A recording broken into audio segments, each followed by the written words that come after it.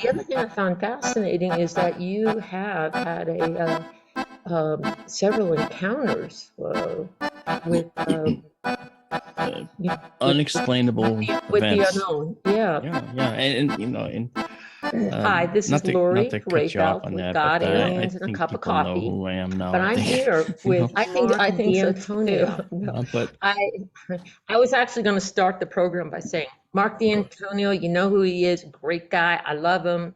Here he is. If you don't know who he is, shame on you. well, it's not like I crow about it. As I mentioned to you before you went on Right. the air, it's not like I don't go out there and say, "Hi, look at me." I don't attract Yeah. attention to myself. I just do my work, Yeah. and the work attracts attention, and that I guess you can't avoid that. But it's all for the good thing, right? We want to try and get to the bottom of what's going on, and I just Mhm. think it's so strange that there are people here that think, and I'll just use the old adage, UFOs are a bunch of crap. There's no such thing as UFOs. You hear? I was like, how can you even say that? You don't have any scientific background to say why that might even be an impossibility, number one, or Mhm. the background to say why it is a possibility, number two. Mhm. You can't say they're not here, but you also can't say they are. I get that. I get that. Fair. We haven't got the evidence yet that truly supports it. We have experiences. I've had really strange experiences I cannot explain. I have. Exactly. But Yes. where do you take them? Do you say this means X, Y, and Z are true? No, it adds evidence that X, Y, and Z might be true. Okay. And that's all you can say until we have that hard evidence. I want hard evidence, right? I mean, I want to be able to put my hands on it. You Well, know, I started thinking, our sixth sense, the sense of intuition and perception, when you start looking at all the people out there that have had similar experience and they've been really individual, no one's been corroborating with anyone, can't you just say then that uh, that is evidence? there's an overwhelming amount of evidence. I actually did a talk in Denver one year based on research I had done on halos. What do you mean halos? Halos, like in imagery of deities, they always have halos. Oh, Where did that yeah. come from? Not only that, not only where did it come from? Was it just a figment of a Renaissance artist's mind? Or was it something observed and then recorded? That is so interesting. Well, think about it. Yeah. It's not just the Renaissance artists that show halos. It's all these disparate cultures all over the world. Australia, the Aboriginals, Mhm. isolated from everywhere else for thousands of years, they depict their deities with halos. Now, where does that come from? Why did they do that? And their deities, one of the deities was the Wandjina, rumored to have come from the sky, live Mhm. under the water, and have full mastery of the water. It's the Wow. Wandjina myth, right? Now, that was the Kimberley region of northern Australia where that occurred 5,000 years ago or so. But they show their deities, which look remarkably like gray aliens in a sense, Hmm. Hmm. big round eyes, no mouths Yeah. sometimes. Um, and they have these halos around their heads. Where Wow. did that come from? Right? Indian caves in India, all right, show interesting shapes with zigzaggy lines going down to people on the ground. Their deities have halos. The deities in Valcamonica in Italy, sparring warriors, have halos around their heads. Some people call them helmets. Well, I don't think an Hmm. alien race would need helmets. We're already heading Right. toward having electrostatic fields to prevent germs from getting into us. Okay. Why wouldn't it be something that could possibly be visible? If Right. you're looking at 500,000 years in the future, or even 500,000 years in the future, when beings come to this planet, what might they look like? How Yeah. might they Oh, travel on the planet? They might have that capability, right? So these are all over the world. And then, of course, in the Renaissance paintings, Laura, you've seen them. Okay.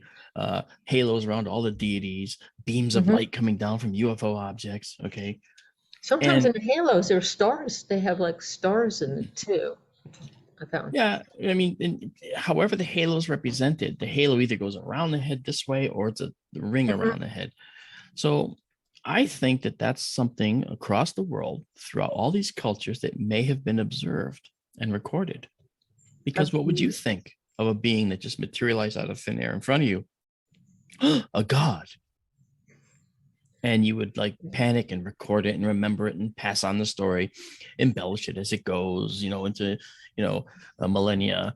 But the bottom line is you would never forget that, and you would make sure no one else does either. And that's, I think, possibly what happened. That was the spark that, and the impetus to actually do that halo talk, because I felt that halos are a key item that people overlook.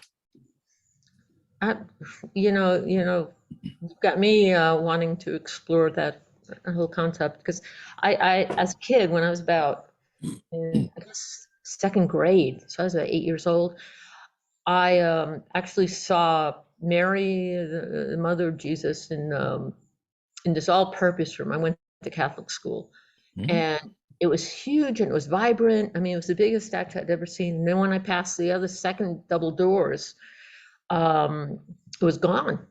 And I was trying to figure it out where it was, and I always think the same thing, what you mentioned at the halos. It's like, why is everybody, when they see something and it's of a, like a religious artifact, or, a religious spiritual sighting, it tends to be Mary, not Jesus. It's just kind of interesting to me. I'm like, why Mary?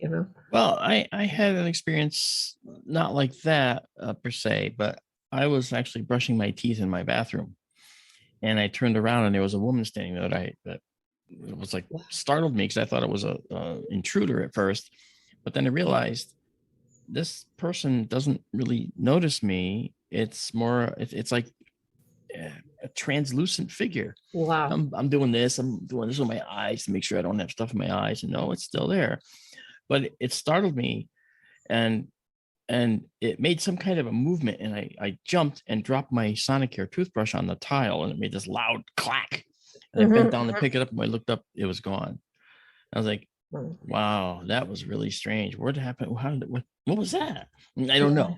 Okay, now I also do a talk called "Where Does Science Go in the Face of the Unexplained?" You can imagine that that's in there.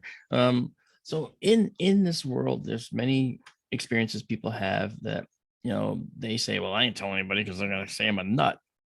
But no. I'm done with that. I am so done with that, because the bottom line is we're never going to explore it. We're never going to learn about it. We're never going to find out if it's real or imagined unless we analyze it, unless we study it. Yeah. So I study and a lot of times too, like being in the military, when I had this, flash in my mind that there was this giant praying mantis walking on 2 feet, pacing back and forth, and told me not to go where he was. And I was like, all right, I'm turning around, I'm going back to my gate shack. And it was in the middle of the night. It was like 12:30 or something. And yeah, I mean, you can't go and tell your supervisor, well, yeah, I didn't want to go check those buildings because it was Colonel, can you go get that stupid praying mantis out of the jar? I can't get past it. Right away, I'll be right back. Absolutely. So you just kind of, it's sort of like I would always think, look, you got to go to the public affairs office. Don't tell me anything, because I have no credibility. I was an airman. So, but yeah, it does something to your reputation, and it's definitely. But see, it used to. Yeah. Okay. When I do a lot of work for the Navy, as I've mentioned to you, and some of that work got me to go on a ride in a submarine. And on the submarine, I had the best time I ever had in my life getting seasick. Wow. Okay. Cool. On the surface, they rock and roll like sewer pipes with end caps. Okay. But when they dive, they feel like you feel right now. You can't tell they're moving, other than vibrations you might feel in your feet as they go through a thermocline, change in temperature of the water. You might feel a little vibration in your foot as they do that. Or if they're turning they bank in the turns a little bit, and it feels a little tiniest bit heavier. And you go, wow, that feels weird. You must be turning, but you don't know you're turning because it's banking. So you're just getting a vertical force downward. You're not getting a force into the wall one way or the other. Yeah. You're going downward. So it's slightly heavier. It feels weird. Especially if you're going down a ladder, incidentally. Just thought I would mention that. Oh yeah, no. Going from deck to deck, I suddenly felt like I was going to fall off the ladder, and it was not a very strong force. It was just different by just enough. Well, anyway, I was trying to get over my seasickness and sat in the sonar shack. And this is a story I've told many times. And I didn't start telling it. It happened decades ago, but I didn't start telling it until the Russians started talking about their experiences. Okay. Oh yeah. Because I didn't know and wasn't really told not to discuss it. And maybe that was an oversight. I don't know. But I'll tell you how. I'll do the short version. In that sonar shack, when I was sitting there, I was just trying to zone out. Okay, taking my breath. I actually have a photo on the wall of me sitting there. Actually, in the periscope, because that's the only way I could, keep my stomach relatively normal. I was looking at a horizon. I did climb up top and hang over the edge, going, "Oh, I hope I don't puke up here. It's going to just blow back in their faces behind me. That's not going to be good." So I didn't. And so while sitting there, I started to fall asleep a little bit, leaning back in the seat. The seats are all bolted to the floor, right? So I made the mistake of trying to move my seat closer, and they look kind of newbie, Yeah, I get it. So, and while I was just about to fall asleep, I started to hear that, that sound is all around you. It's like, it's getting hissy, and you're hearing the white noise, and because subs are loud inside, it's just not outside. And all of a sudden, the sonar officer yells, con sonar, fast mover, fast mover. Boink! I wake right up thinking, fast mover. Is that a torpedo? Why did I agree to come on this ride? I'm going to die out here. Why did I think about going? And the executive officer, the XO, comes around the corner and says, "What do you got?" And the kid points to the screen, and he's facing that way, and the XO is facing me. And I'm kind of leaning on the edge of my chair, making it look like something you do every day. I'm over here, like, no, I always lean this far to my right with my ear out, And I heard the kid tell him a bearing and range that I can't remember because it was too mushy in the rest of the noise. And then the XO said, "What do you got for a speed?"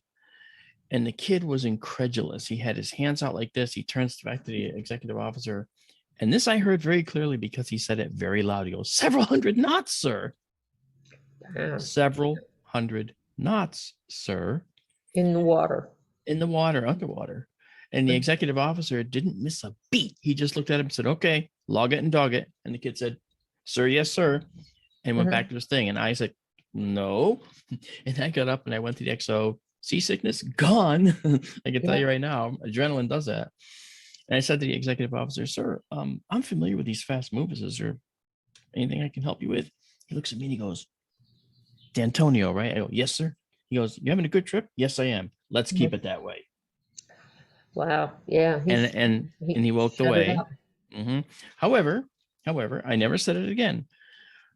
About 6 or 7 years later, I had to do a job for the Joint Chiefs of Staff to the President of the United States. And I had to go down and deliver a project to one of the chiefs.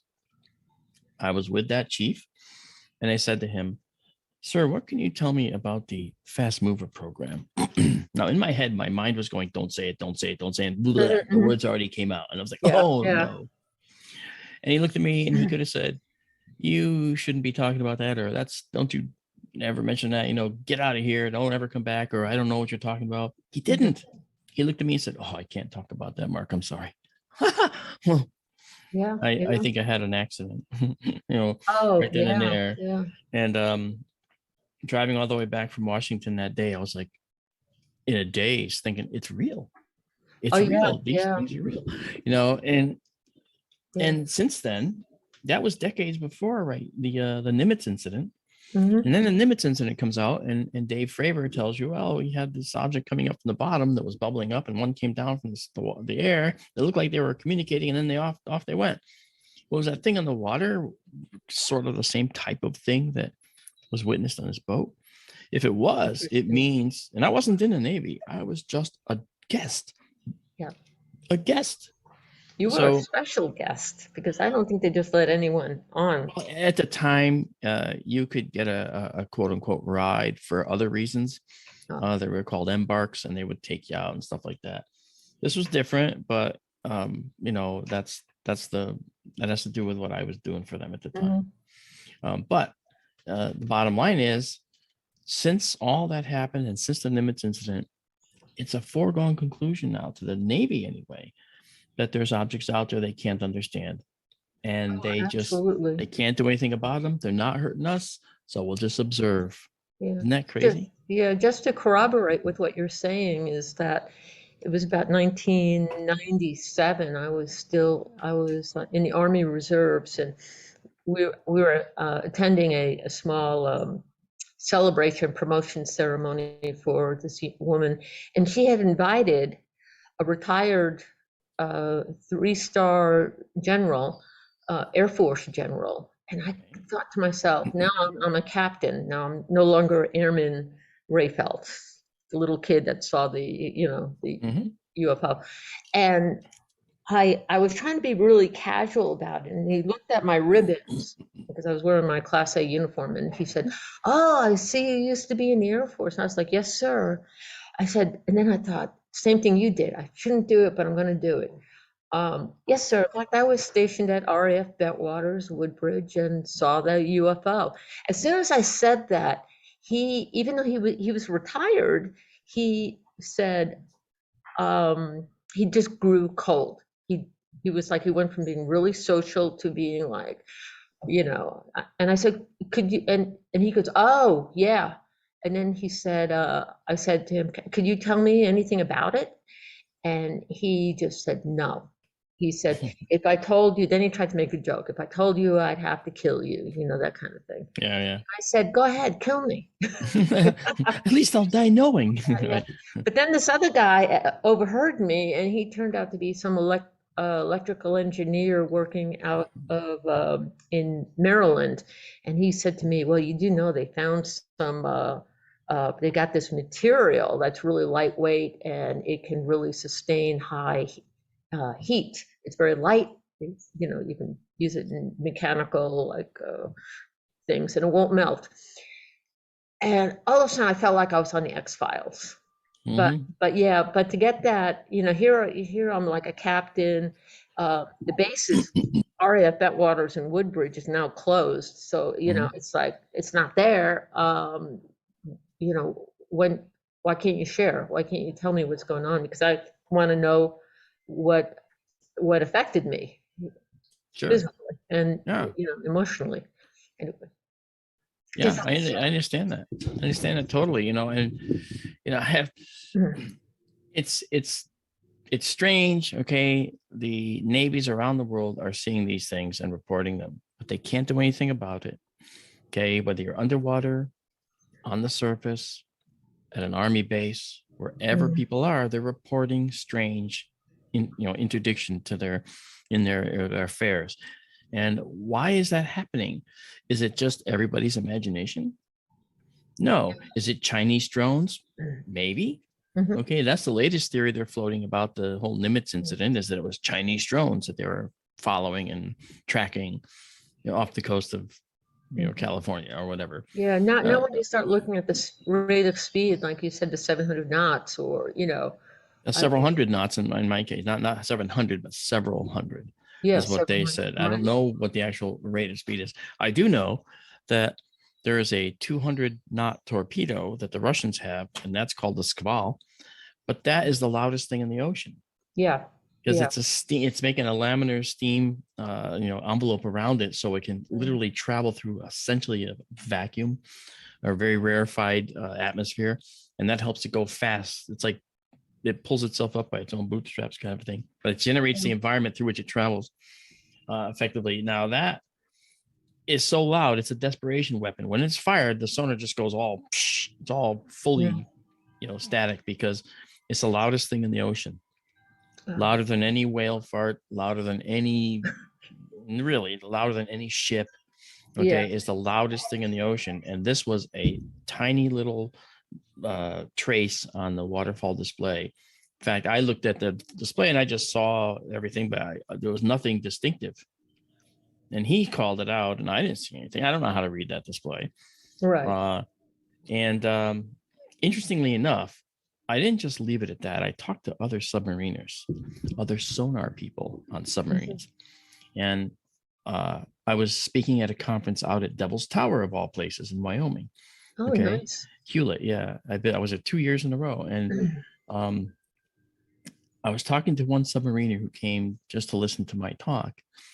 And I went to lunch with him, and we sat down. He had his wife there, and I had a bunch of people. And he leaned over and he looks at me and he goes, you know, on my boat, we called those jellyfish. Oh, wow. Now, that's not the classification. What I'm saying is, if you're a sonar person, every object that comes through the sonar, you're supposed to be able to set a definition. You're supposed to be able to put it in a box and say, this is this. This is this. It's your job to do that. So when this kid had no idea where to put this several hundred knot object moving through the water, that's why he went to the XO and said, several hundred knots, sir. He's like, I don't know what to do with this. And the XO told him, just log it and dog it, son. And that's, so you see what I mean? And so on this other boat, they basically avoided all that by just saying, call it a biologic, call it a jellyfish, a several hundred knot moving jellyfish. Wow. How right? But see, that's the thing. That's because the systems aren't capable of discernment. They can't tell the difference, you know? So that's what's wrong, you know? But plus it's like you want to tell the truth, yet, I mean, you know, in the case of my sighting, it flew over the base really low, like 20 feet off the runway. So, you know, you kind of want to, in my case, I wanted to, you know, crawl under a log. I didn't even want to report it, but I had to because it flew over the base. And yeah, I took a lot of heat for it, you know, and I think that's a big problem is that a lot like the colonel or the people in the Navy or whatever, you know, wherever they are, once you start getting to a certain rank, you don't want to, you know, it's like they say it is not a career enhancer. That's right. You know, so now all of a sudden your livelihood is the reason that you're not disclosing it because you want to get that next, you want to get that star, you want to climb up to the very top. You want to advance. Yeah. And that is exactly right. That's part of the problem. You know, that's part of the problem. And the fact is that what would have happened if they acted more like scientists? So what we got something here. We gotta, you know, figure it out. I mean, you know, maybe that's the reason why it's usually the everyday person who sees these things, you know. Maybe so. I don't understand it. But you know, that's what makes what I do so exciting. Oh, absolutely. I mean, talk about sleuthing a history making mystery. Right? Oh, absolutely. Oh, it's a history mystery from across cultures, across millennia even. So there's got to be a lot going on here. Yes, I'm an astronomer. Yes, I understand that many sightings can be just ordinary objects captured in a most extraordinary way. Yes, I get that. Okay, and I'm fully prepared to say that. I don't have any skin in the game here. I don't need UFOs to exist. I just want the truth. As an astronomer, I understand the prospects of life in the universe. I wrote a whole book about it. And the thing is, I fully believe that this universe that we have is not just an incubator. It is a mega incubator for life. And that goes back to what we're made of, right? We're made of carbon, right? We're made of carbon atoms. Carbon is the fourth most abundant element in the entire universe. Next is oxygen, then helium, then hydrogen. Okay. We have all of those, except for helium. We have all of those in our tissues in copious amounts. So when you think about it, we're also bilaterally symmetric, same as on the left and the right. Okay. No, that's true. And every life form on this planet exhibits some form of symmetry. There are no real, truly asymmetric creatures on this planet. Every creature has DNA, every one of them. And maybe the way it unzips into an RNA and goes off to another location in the cell to have another component zipped up to make an equal component, a complementary zip stuck on the air. Okay. Maybe that's the reason we're bilaterally symmetric. Okay. I don't know the answer to that, but I will say I do think about that quite a bit. and it's a good thing to think about, because if you think about it, it means that the way we turned out and the way life on Earth in general turned out is probably the way life has turned out elsewhere. Does it mean it rose to intelligence? Not necessarily. I mean, think about it. Dinosaurs were here for hundreds of millions of years. Okay. And they didn't rise to intelligence. Well, the Troodon, when at the time the Yucatan impact, the Chicxulub impactor occurred, the Troodon was increasing its cranial capacity. Does that mean it would have become intelligent? No. Maybe it could have gone from the intelligence of a dog to a dolphin. You know, who knows? But environmental pressures also cause intelligence to come about. You have to have ways to deal with situations that might arise on your planet. And so environmental pressures could play and do play a heavy hand, I believe, in evolution that evolves intelligence, you know. And I understand that we don't have all the answers, but I do know that there are likely, at the low end, 25 million Earth-like planets just in our galaxy, the low end, and possibly 100 billion at the high end. Earth-like, that means liquid water around the sun, not too hot, not too cold, Goldilocks zone. Okay, if that's the case, then we have a strong prospect for not just life in the universe, but vast, overwhelming amounts of life in the universe. So among that kitty of vast, overwhelming life in the universe, how much of it is intelligent? Just one? Yeah. That doesn't make sense to me. No. 5 doesn't make sense to me. 5,000 doesn't make sense to me. Yeah. When you look at 2 trillion with a T, other galaxies beside our own. And our Milky Way is not so big. It's sort of a mediocre. The Andromeda Galaxy has literally, 8 times as many stars as ours, perhaps. So over 1 trillion stars in that galaxy, right? And you look at our galaxy and you think, wow, we're tiny. How much life is in the Andromeda Galaxy? None. There's life. My sense is there's life. So all that stuff, carbon, bipedalism, the bilateral symmetry, all those things, the symmetry in general. It seems like the universe provides a template for life under the right conditions. And I think that's what happened here. We're in the right conditions. People say, well, we have a moon. Our moon is disproportionately big. How'd that happen? That's not right. Life couldn't. Then they say this: life couldn't have happened without the moon. Why? We wouldn't have tides. Why? They can't answer that. Well, the answer is we would have tides. They would be about half as effective, but they're from the sun. Hello. The sun causes tides too. Wow. Okay. Interesting. Yes. So we would have tidal flats where creatures would be out of the water for a period of time. Would it have happened the same way? Maybe not. Maybe not. It might have taken a little longer. Okay. So maybe we wouldn't reach intelligence for, say, another 500,000 years or 1,000,000 years or something like that. But if that's the case, that's okay. The universe has nothing but time on its hands. Absolutely. It's funny. I was just thinking about when you start looking at when time and distances to get to certain places, and I was thinking about that film Contact, when they went through that vortex thing and got into a wormhole. Yeah.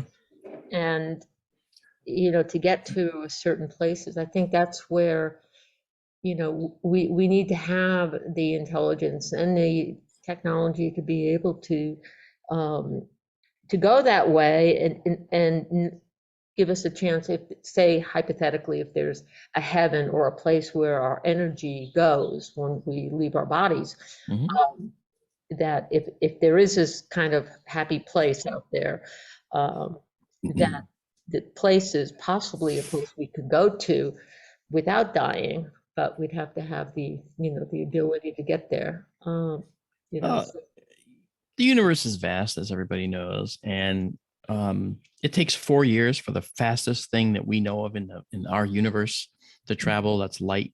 It takes 4 years for that to get here from the nearest star system other than our own, right? So that's, I mean, and it's only larger from there on out, right? So even if we could travel close to light speed, it's still nowhere near good enough, is it? No. Because we would take, say, 3 years to get to the Alpha Centauri star system. That's a long time for just a trip. Yeah. Yeah. So we would have to be able to sustain life, have to be able to create food, have to be able, in other words, we need like very large ships that have very large, very massive capabilities to generate their own food and so forth to travel like that. And undoubtedly we could probably do it, but there's better ways. There's better ways. I mean, I talk about this. There's 2 ways that I talk about now, and I'm going to demonstrate with a silly paper towel for you, just to show you what I'm talking about. This, back in 1994, there was a mathematician named Miguel Alcubierre. Okay, Alcubierre, and he postulated that if you could form what's called a warp bubble around your ship, you could actually fold space, because we know space can fold. We see it happening around black holes. We see what the sun does to starlight when we see it in an eclipse. If this is the Earth at this end and this is Alpha Centauri at this end, if we could fold space and bring those 2 points close together, step across that tiny little gap and then unfold space, we will have traveled from here to here and not travel through the intervening space, only except through a small little area here. Now, that process would get us, with the proper amount of energy to make this warp bubble, that process could get us to Alpha Centauri in as little as a week, maybe 2 weeks if we go, carefully. The problem with it is there's lots of caveats, and you have to do a bunch of those folds, okay, in order to get there, because you can't do it all in one shot, because that's a huge amount of energy. But each time you do one of those jumps, you get these bugs on your windshield in the form of highly energetic particles. And as soon as you unfold, they go blowing off in all directions. And that's dangerous, because if you do a massive jump, you're going to get a massive pulse. And that massive pulse would be enough to destroy a planet in the calculations, right? So you want to avoid that. So a mathematician named Froning, coupled with Sonny White at EagleWorks Labs, came up with a combination drive, like Alcubierre drive, but it was called the Froning Alcubierre drive. And that one, when you fold space and unfold, while they're doing that folding and unfolding, instead of getting these bugs in their windshield, they're shunted around the entire ship. Oh, interesting. Kind of like Star Trek shields. Yeah. Shields, Mr. LaForge. And there it goes. Boom, we got shields. Well, okay. So maybe in 300 or 400 years, we can make a little bottle-sized probe that can go to Alpha Centauri and test the concept. Take a picture, come home. So we'll see it in 2 weeks or whatever. Well, interesting stuff, but nowhere near fast enough. Right. There's another way. There's another way. I've been lecturing about it all over the country. And, do tell. Oh, yes. Please. It has to do with, we're out of time. No, I'm just kidding. No, we're not. No, we're not. It has to do with elementary particle physics. And I got to talk about that briefly just to show you a little more. We have 4 fundamental forces in the universe. We have the weak force, we have the strong force, we have electromagnetic force, and then gravity. Okay. These 3 can be represented as waves and as particles. These can only be represented as waves. We haven't found gravity in terms of particles yet. Okay. Now the weak force, the weak force is the reason you're here. The weak force allows one atom to be transformed into another. In other words, an atom can acquire neutrons, neutrally charged particles, okay? But that neutron can become a proton under certain conditions. And the weak force facilitates those conditions, makes it happen. So a helium atom can become a carbon atom, kind of a thing. Carbon can become nitrogen through this process. And that's how a number of the elements in the periodic table are created. You're created because of that weak force, okay? And technically it's actually called beta decay, right? Well, the strong force holds together the atoms, okay? It actually holds together the particles that make up the particles in an atom. You have a proton. The proton's actually made of 3 additional particles all whirling around in there called quarks, okay?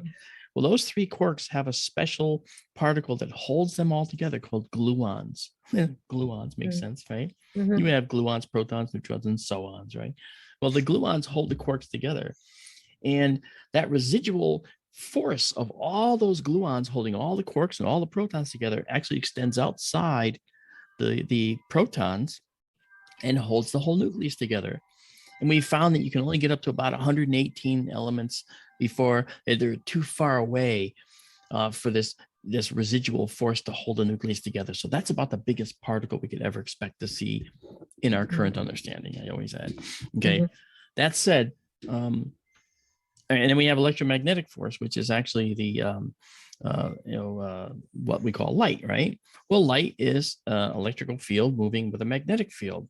It's actually how light is made. That's how light works, okay?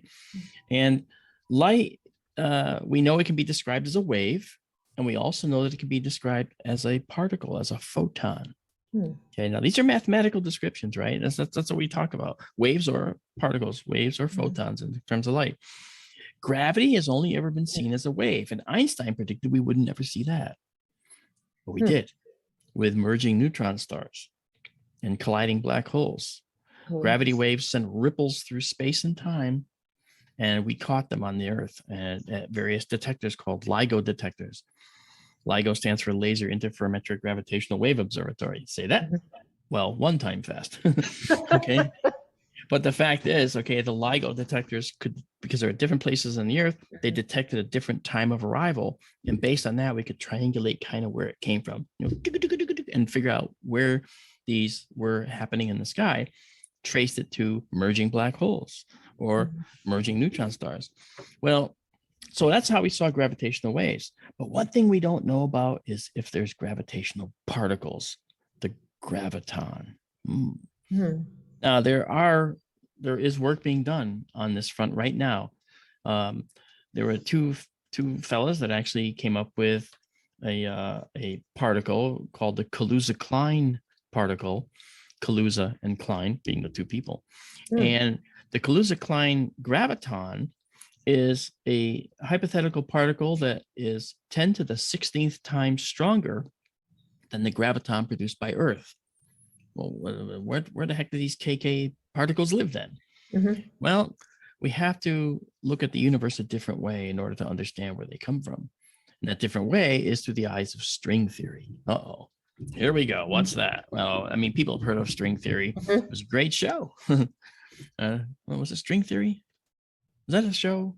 I don't know. Anyway, the bottom line is that if you imagine a particle vibrating, like those protons I talked about, let's say hydrogen has 1 proton, they're always vibrating. Everything's vibrating. We're always doing this. Okay, well, at one end of if it's vibration, it's here. At the other end, it's here. What's in between? What's in between would be considered that energetic path that we'll call a string. Okay. Now, if you say that and you say, well, what if we're just observing strings and that there's really not particles at all anywhere, and they're all just these energetic strings? Then it opens up the capability for looking at what those energetic strings are capable of. For example, if we look at the fact that the way that we define how string theory works can aid us, we have to look at the variations of string theory that have been put out there. One of them is called RS1, which stands for Randall-Sundrum 1. Don't worry about that. None of you should worry about that. Okay, but RS1 is this. We have we call our locations in string theory, we call them membranes. Okay, so this is our X, Y, and Z moving through time membrane. It's represented as flat, but it's not flat. This 3D. Okay. And then we have next to it, we have this space in between called the bulk, BULK. Consider that the 5th dimension. Okay. So X, Y, and Z moving through time is 4 dimensions. So that's this. Next to it is the bulk out here. And then next to that is another membrane called the Planck membrane. Now, what does this even mean? It means that if you can generate particles here in our 4 dimensions that actually live up here in the bulk, when you generate those particles here, anything that's doing that will be pulled into the bulk. Now, why is that beneficial? Because when you go into the bulk and closer to that Planck membrane, everything in the universe is warped and distorted. In fact, the farther into the bulk you go, the shorter distances are. See where it's going? Yeah. So it means that if you can generate these particles and surround your spacecraft with these KK gravitons, you can. A number of things happen. Those KK gravitons live in the bulk. So your ship is going to get automatically pulled into the bulk. All right. And as it does, the universe around you shrinks. Wow. Okay. Meaning that you can go from one place to another very, very quickly, apparently, when viewed from this X, Y, and Z moving through time. Yeah. Okay. Because the only time you see the ship is when it's actually in this X, Y, and Z moving through time. If it goes into the bulk, it's not there. But if it reappears over here, you'll think it went from here to here in a split second. And that here to here could be half a light year, 1,000 feet, half the sky, or anything in between or above. So what it gets at is a new way that UFO objects, UAP, if you will, can go from place to place. Now you got to think about this. The ship is being surrounded by these very, very highly valued particles called KK gravitons, 10 to the 16th time stronger, as I mentioned, than our own gravitons. Well, those KK gravitons also do something else. They generate micro black holes. Micro black holes, they exist for just a few nanoseconds, and then they're gone. They evaporate. So you say, well, what good are they? Because you keep generating them. And as you keep generating them, there's always going to be a constant quantity that are there at any one time before they evaporate. What's the purpose of those? Well, the purpose of them is obviously you're safe inside because you have a system to keep you safe from these 10 to the 16 times powerful gravitons. But you're also being pulled into the bulk while you generate more and more and more of them.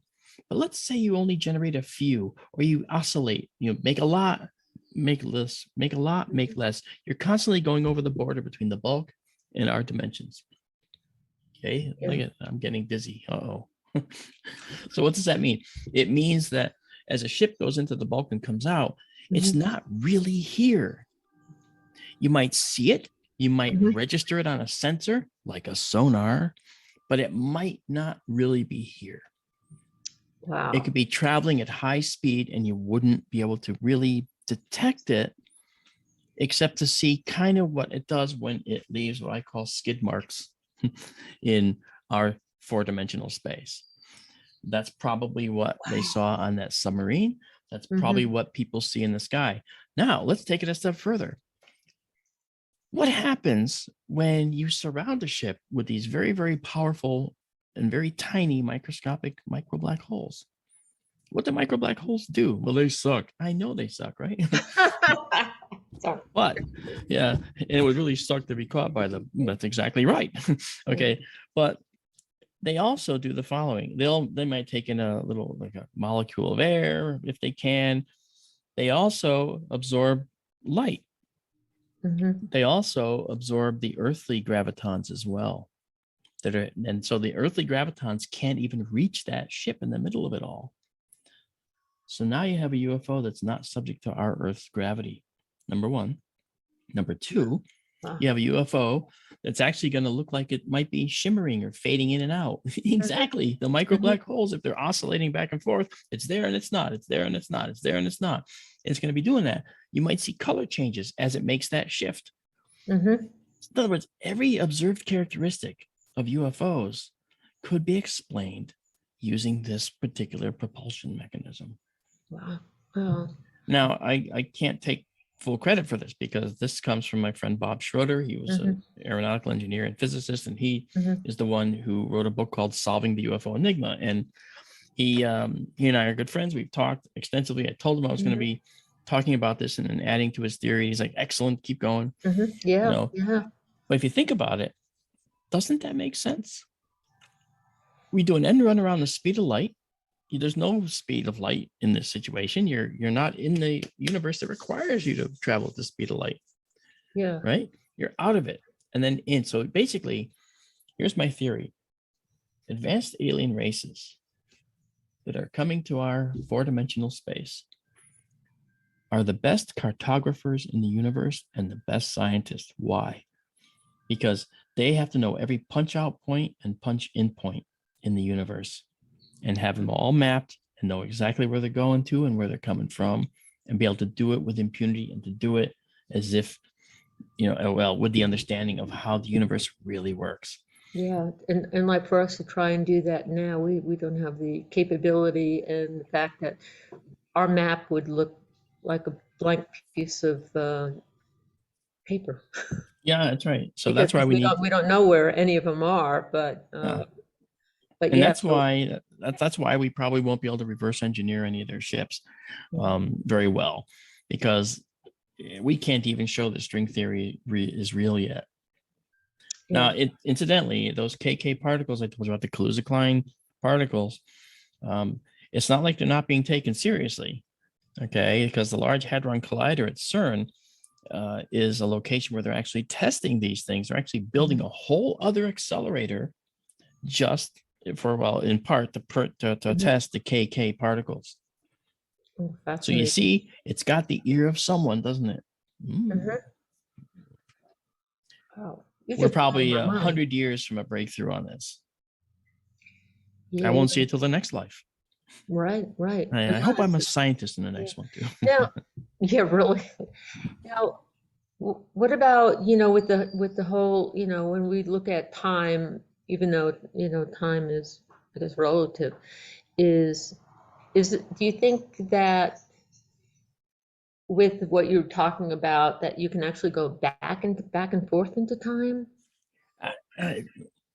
I'm of the feeling that time occurred, time happened, and we can't go back in time. I think that's a linear construct, and I know people think you can go back in time. It's a wonderful science fiction plot, but I just don't like a multiverse. Yeah, well, multiverse is different, but I think that there will be a time where, first of all, multiverses may very well exist. Our universe doesn't have enough mass to exist like it does. Okay, there isn't enough mass in our universe that we found so far that could create the Big Bang, as we've postulated. So therefore, there has to be something else. So what is that something else? Maybe we were a little spurt off a bigger bang. And so that would be another universe that's beside ours, or actually within ours, but in different dimensions. We don't know how it works yet. We can't even prove string theory, right? So how, as I said, so we don't really know. But time, I love the show Quantum Leap. I really did. I thought it was a great show. Okay. I liked Fringe very much because the parallel universe constructs and so forth. But did you ever watch the program Time Tunnel?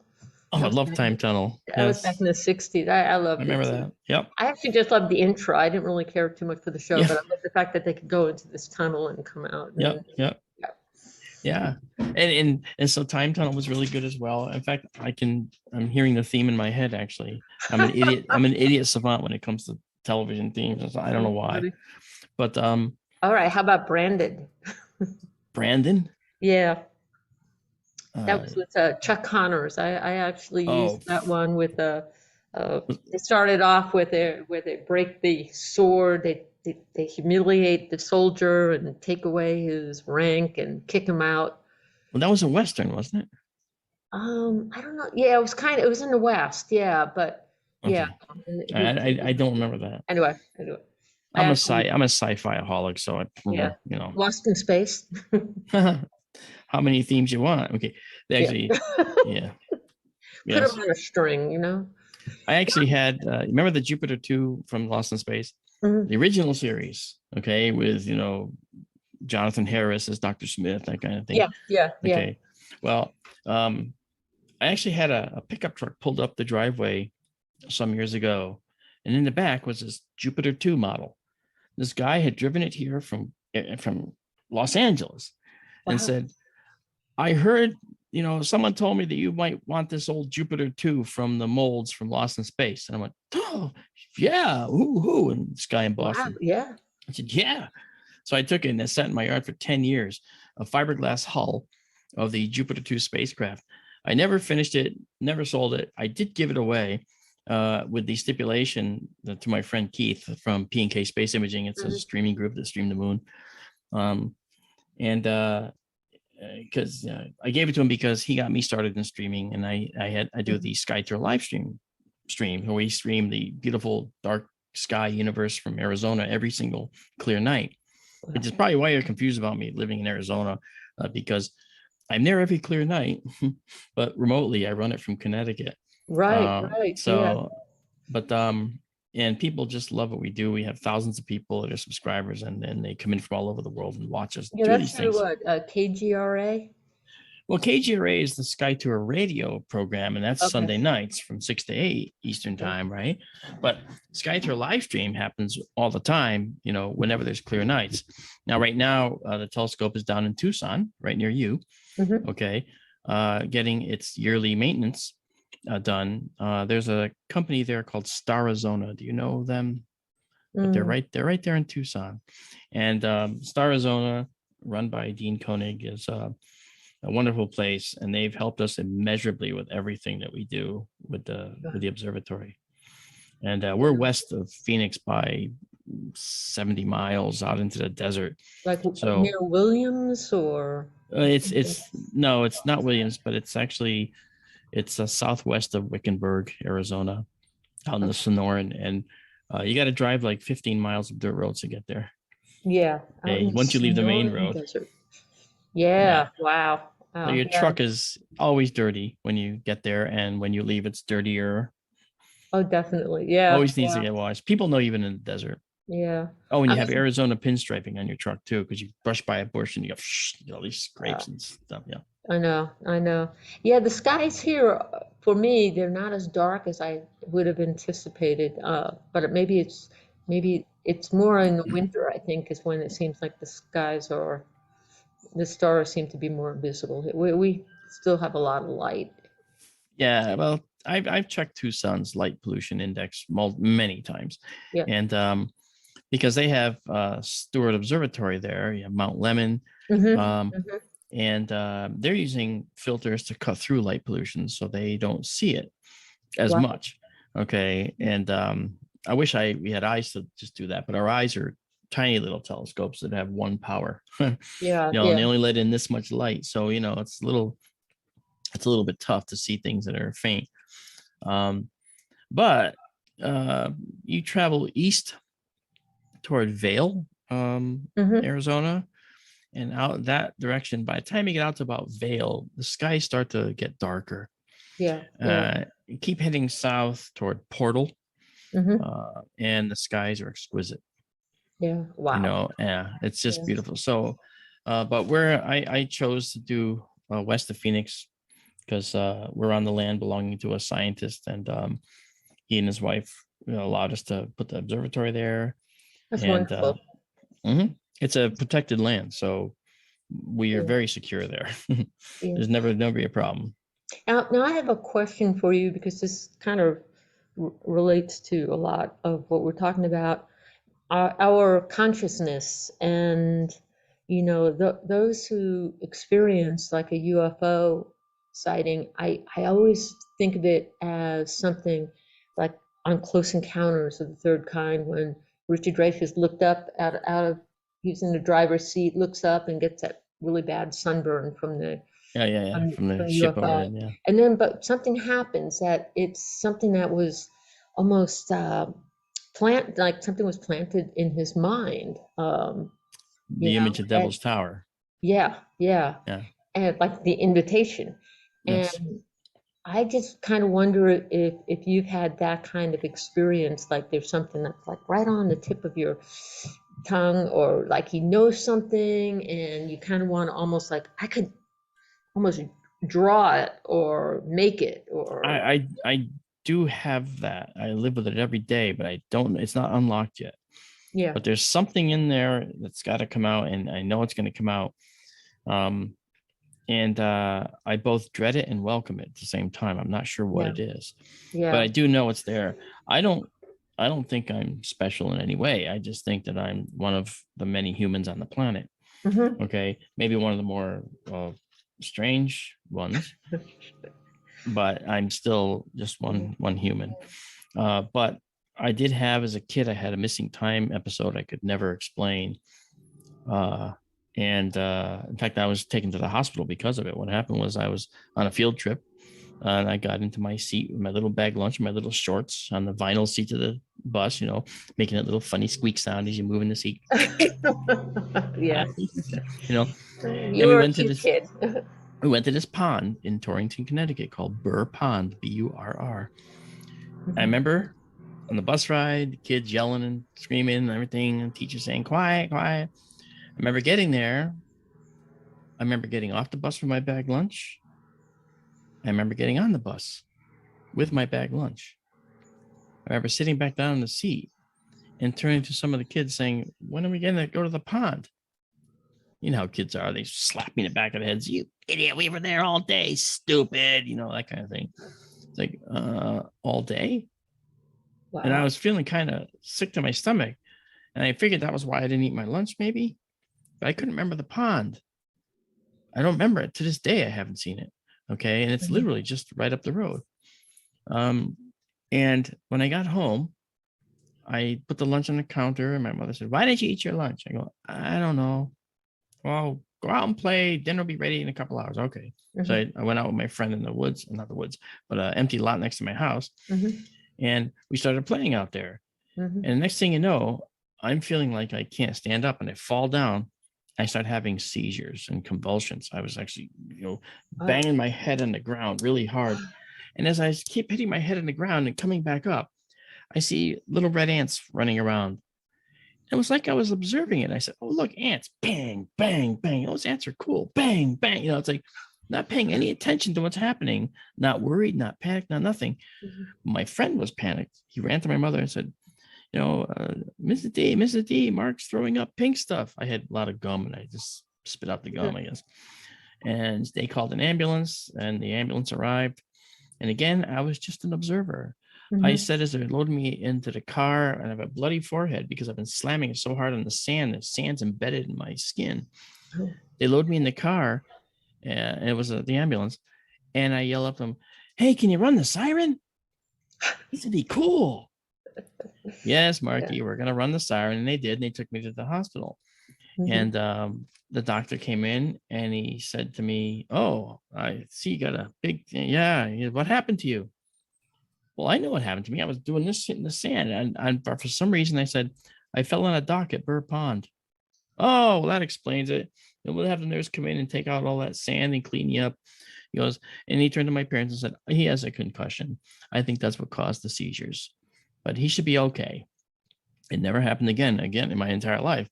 I came home and realized so much happened that day that I never, ever could unlock. It's still in there.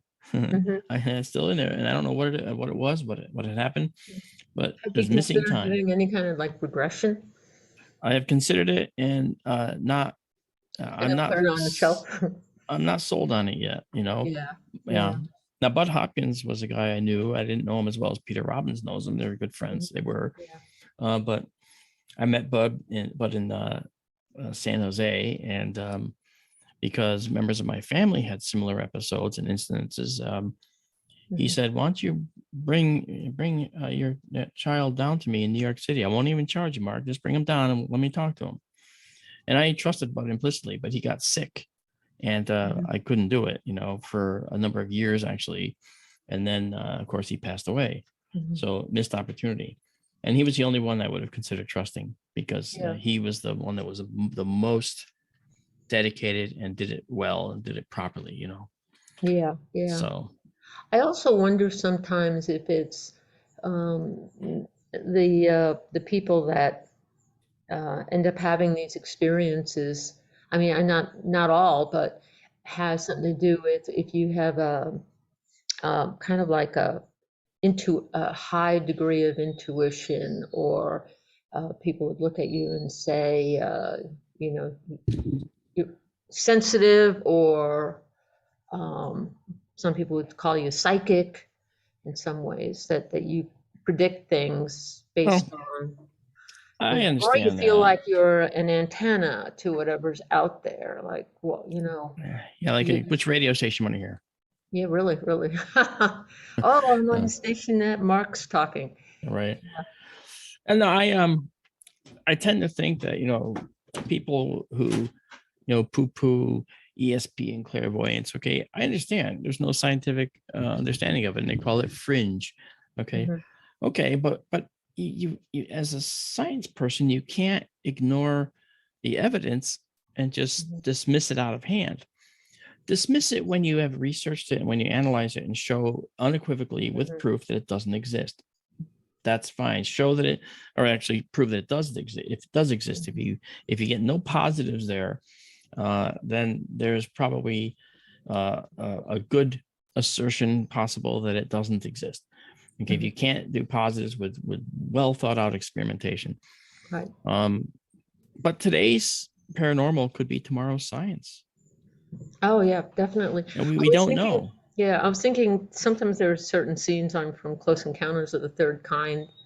Um, I was thinking about that one scene where they're out in the desert, and there are thousands of people chanting, doing the chant. Oh yes, Da, da, da, da, da, da, yeah, da. yeah. And then when they say, where Where is did this it come coming? from? Yeah, yeah, they All all, in the, yeah, very very nice, great cinematic moment.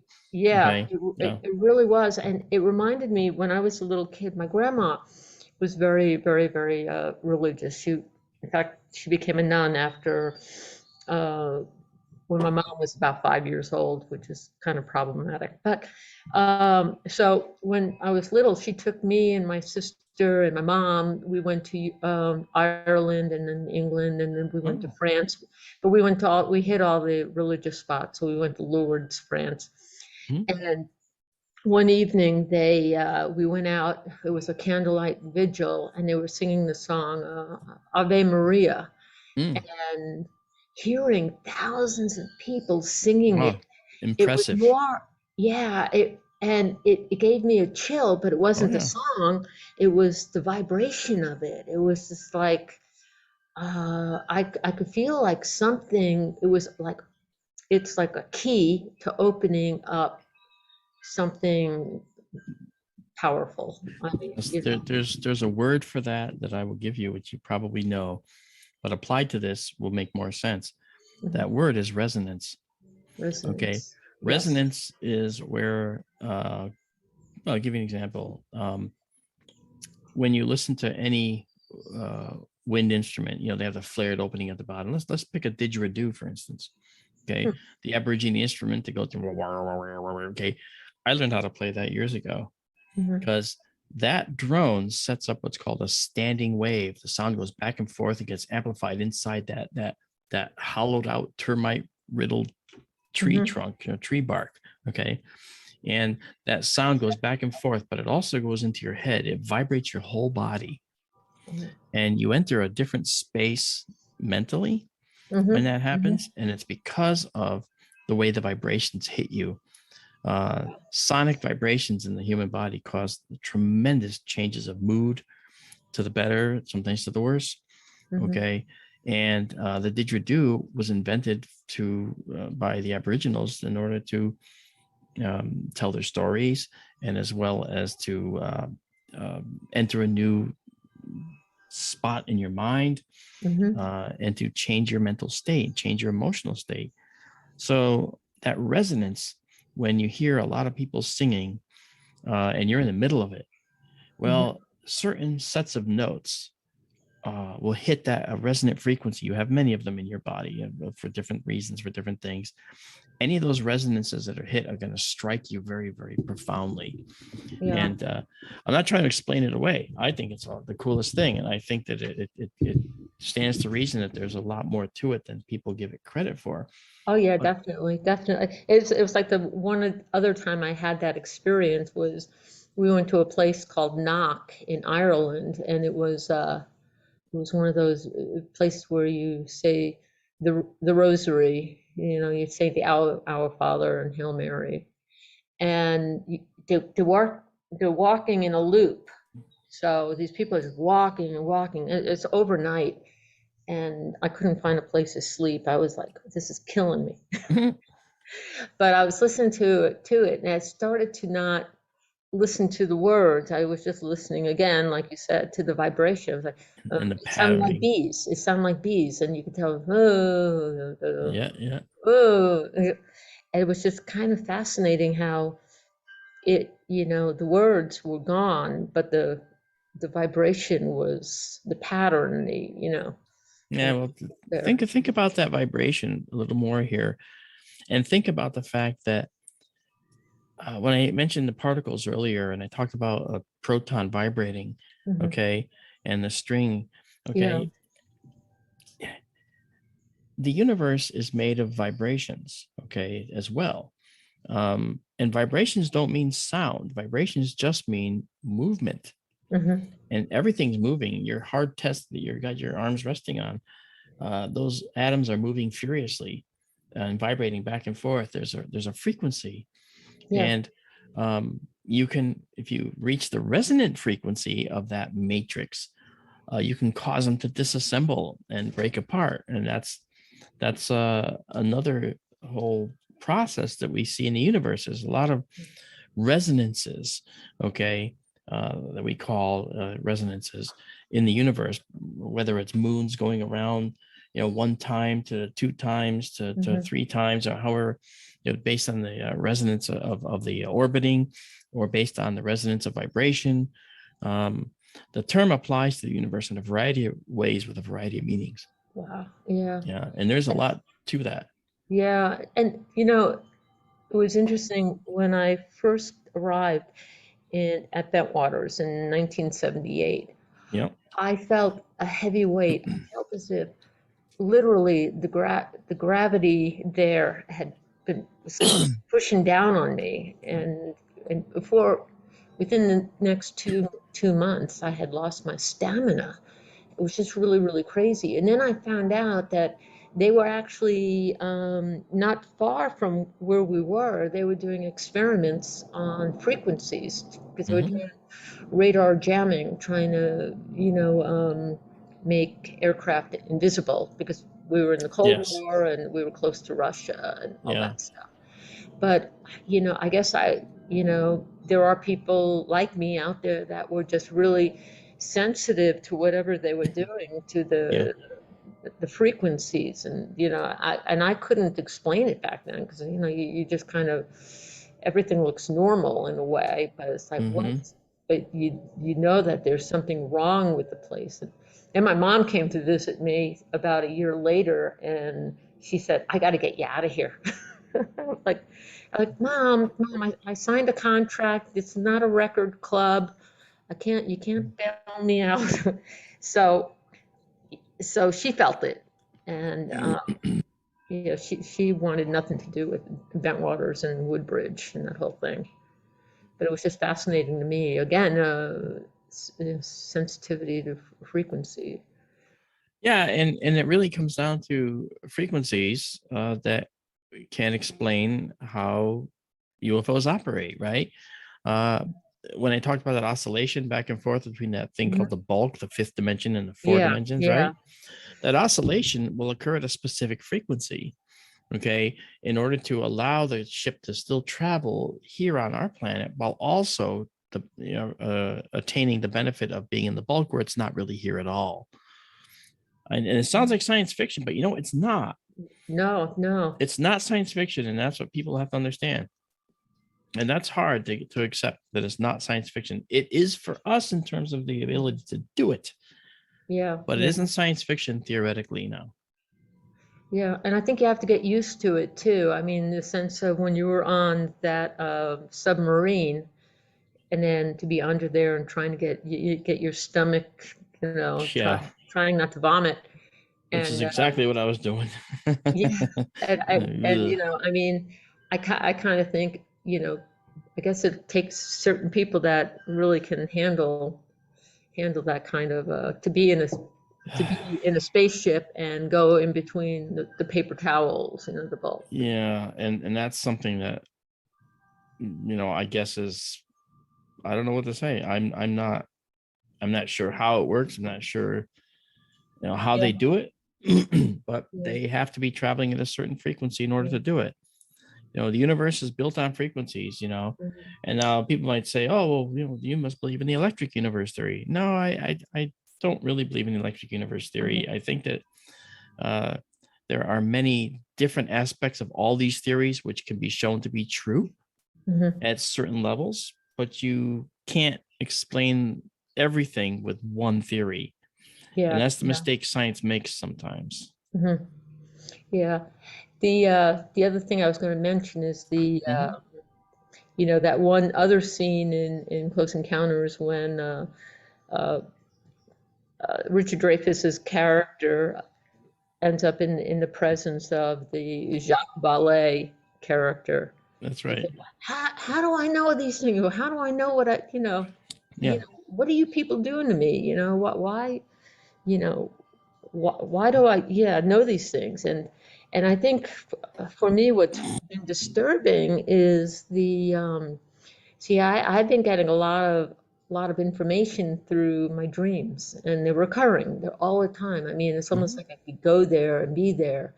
And then, synchronicity kicks in with for instance, I know that there's a place, and I'd never heard of it. Um, it's called the Zone of Silence in Mexico. Okay. But in my dream, I drove there, and and it's a no frequency zone. And then over in England, in my dream, I'm in England. It's raining. I'm trying to tell them I don't work there anymore, and that's where they had heavy frequencies. So, Wow. and then I found the place over in Mexico had also high UFO activity there. In fact, they said the Pleiadians are there. There's three of them, and they like to help people. I guess they're kind of like Boy Scout and Girl Scout. Um, Wow. if you get lost, they'll be there. They'll help you. And I'm thinking, well, how does that relate to what happened over in England? Well, there's a place called Sutton Hoo over near Woodbridge, about half a mile away, and there's the mounds. There was a film called The Dig, and that's where they found all this gold and all this interesting artifacts. Uh, and and they found a ship. Actually, it was like I think they buried the ship. All right. But the mounds are in the shape of the Pleiadian, the star cluster of Pleiades. So it's kind of, it's just getting, for me, sometimes it gets kind of freaky, yeah, like how come I know this stuff? Or, Yeah.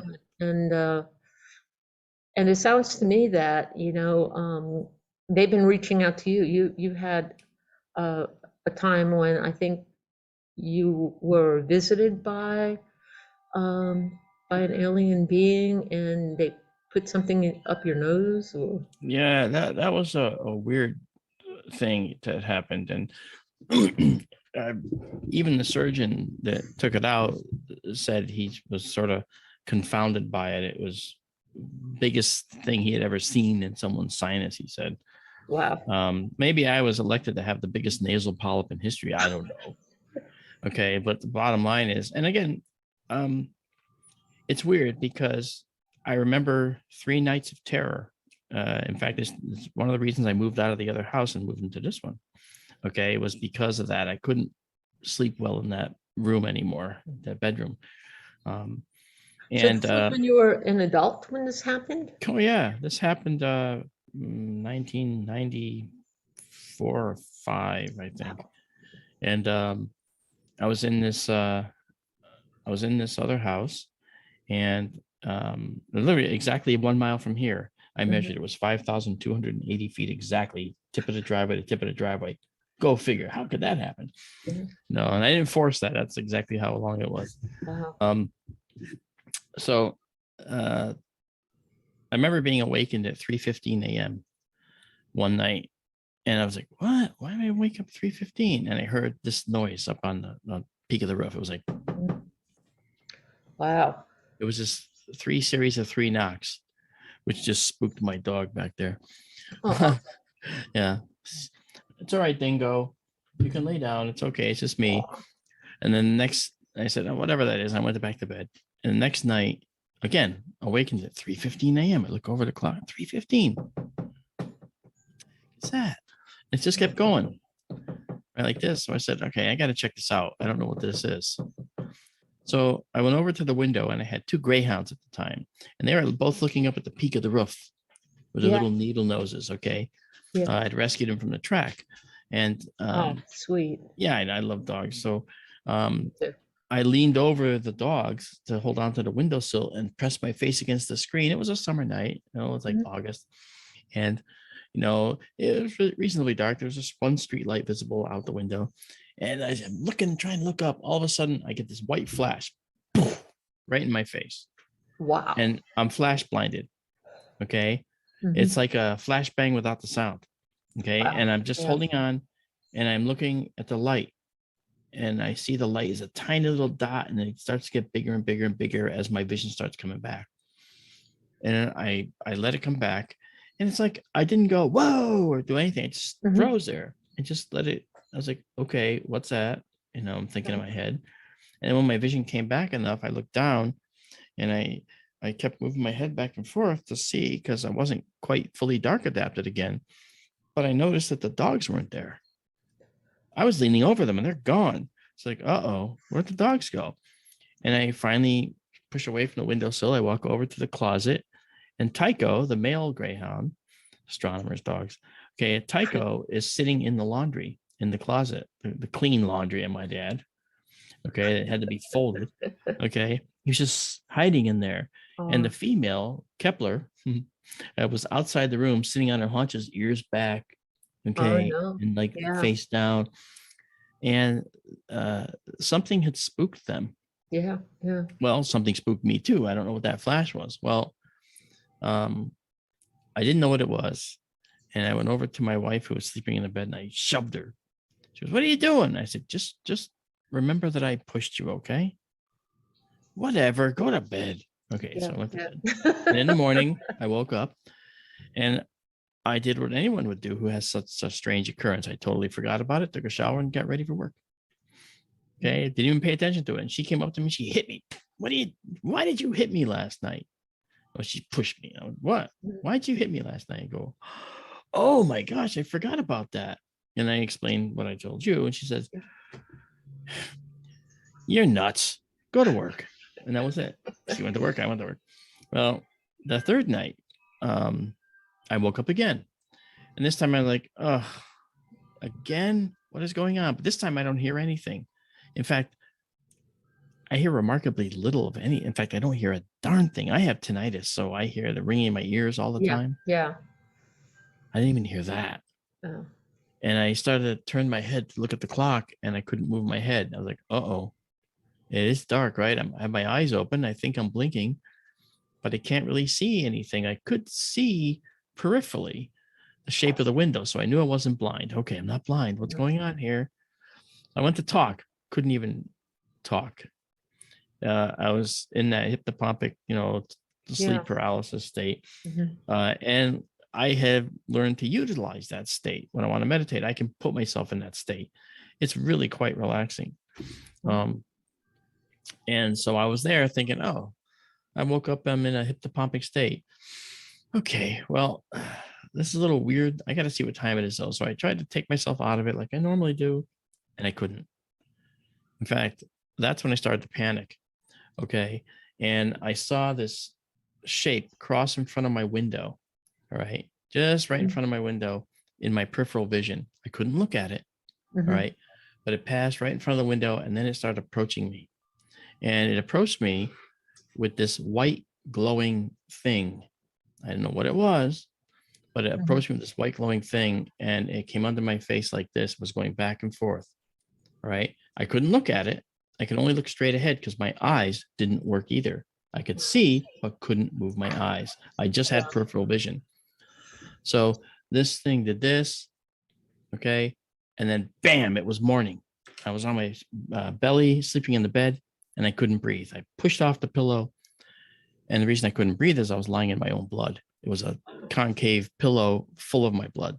Oh my God. And I coughed, I gagged, I got up, I wiped my face, and it felt like somebody had punched me in the face. It hurt really bad.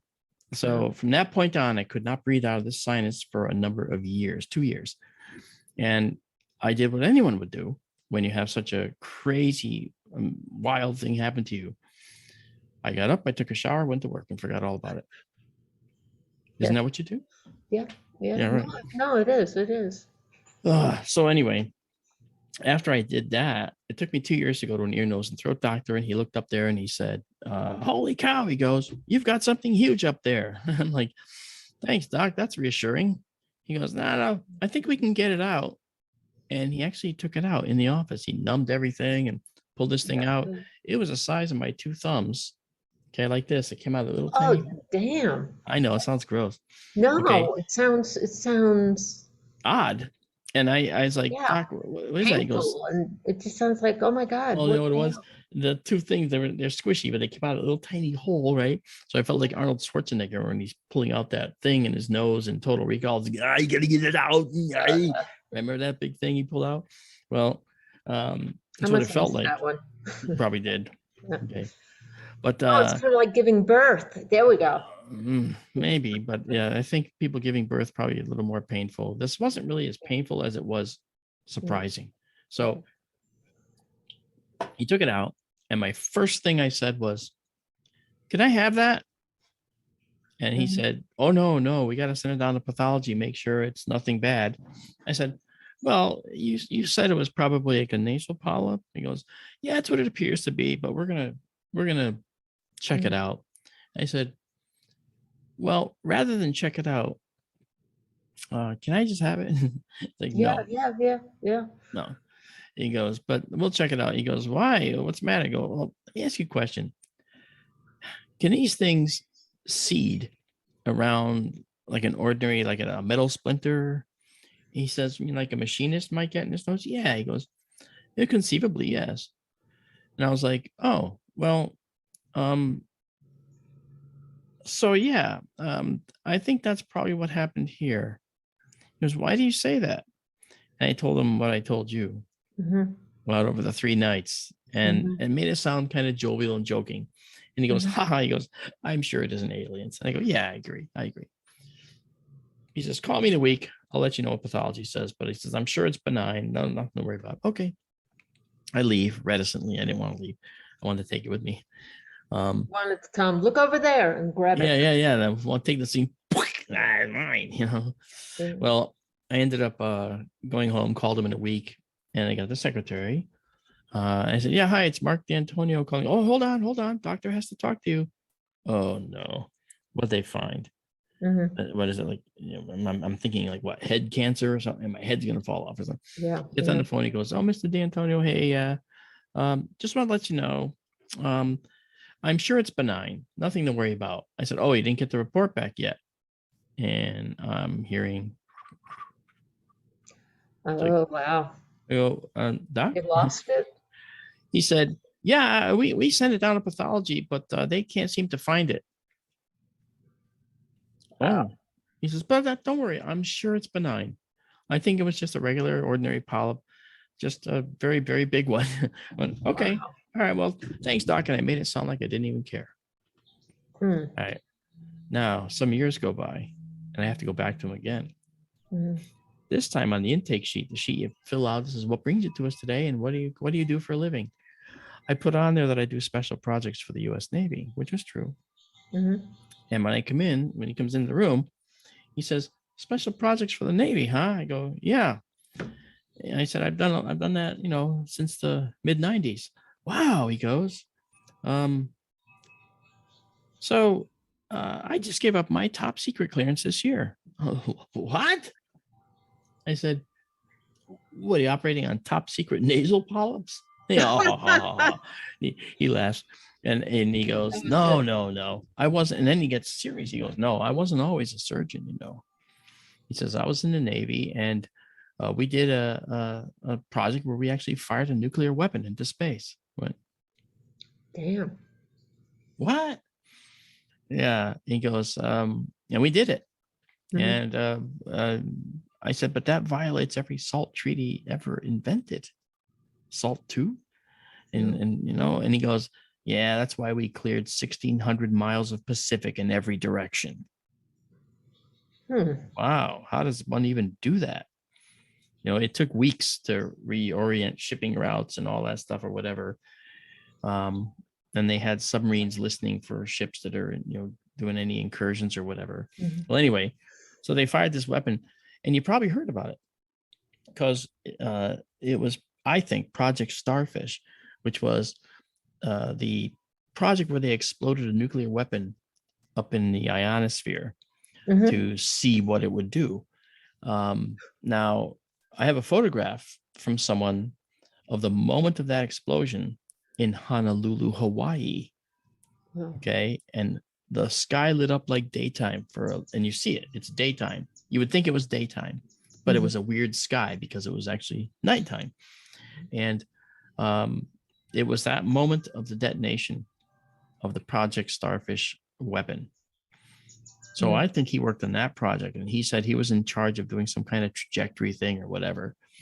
But he had been on consultancy with them, and he just had his top secret clearance, and he just gave it up that year. It's like, well, you know, I understand what that's like, what you go through to get one of those. Mhm. Okay, I had one too, not top secret, but secret, Mhm. and that it's in the past now. I got rid of it on purpose because it's too invasive. Actually, just a few years ago, and I can still do the work. I just do the public side, and I'm okay with that. Well, anyway, that if you recognize something that happens and you see something that you suspect might have something to do with national security, you have to report it. Mhm. You know this. You were in the military. Right. If something happened, you had to report it. Mhm. And Yeah, I mean, we had nuclear bombs where we were, so yeah, I definitely had to report it. yes, you did. Mhm. And the thing is, if you look at how this all works, I can see how the call went. Mhm. He had a particular what's called a cage code. Okay, I had one. It's in my head. It's like a social security number. You don't forget it. I remember my cage code. And I ended up, deducing how it went. He probably called the person down in the agency that gave him his clearance and said, "Yeah, I got a patient.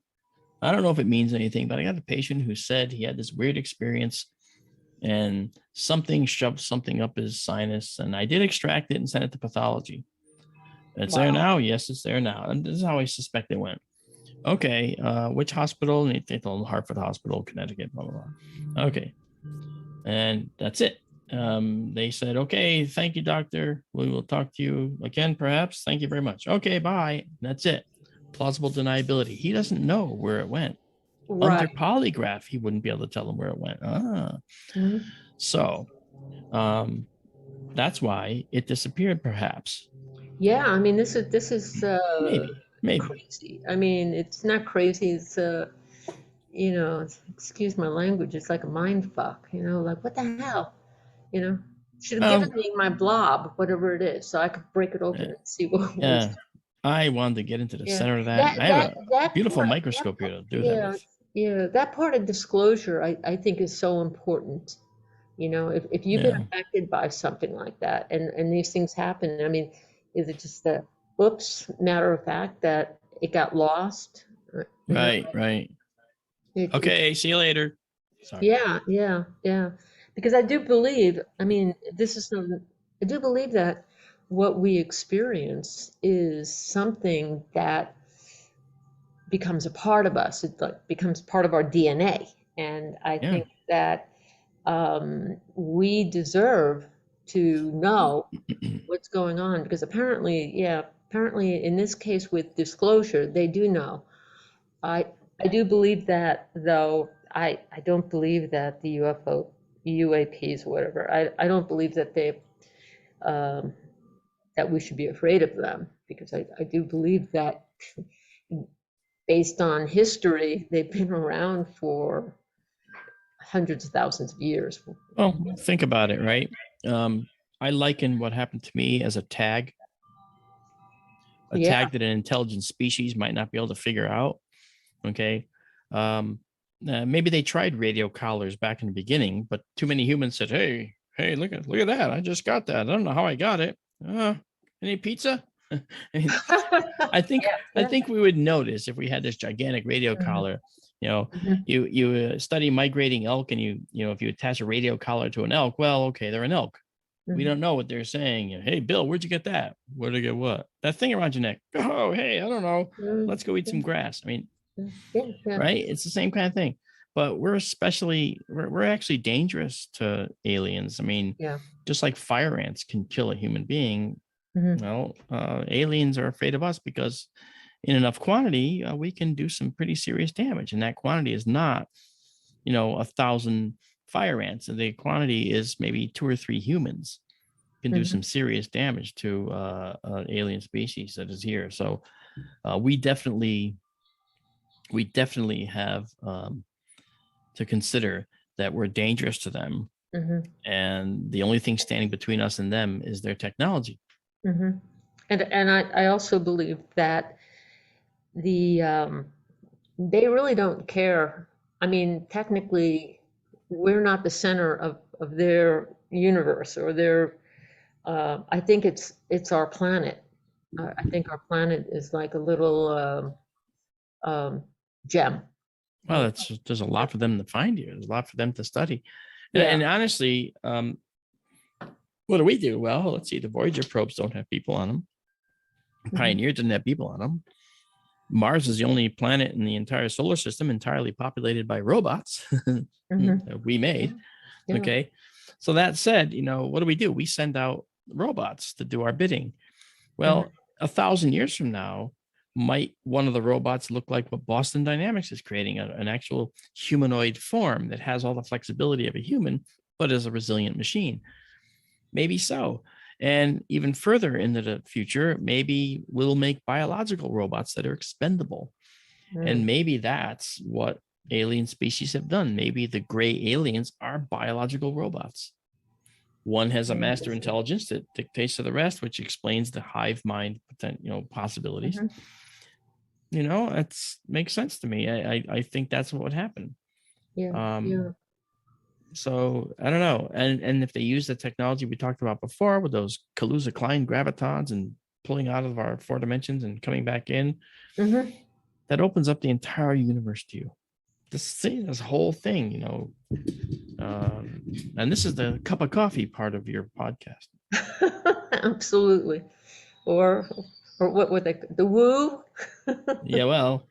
No, no I just believe it's that less woo than science, actually, in this particular case, which is great. No, I know. I just think that there's once we get to the point where we start looking at all these things that we call coincidences, or we call to figure out anything that we could possibly discount as something factual, because when you start again, there's a pattern of it happened to you, it's probably happened to many other people, same with me. I agree.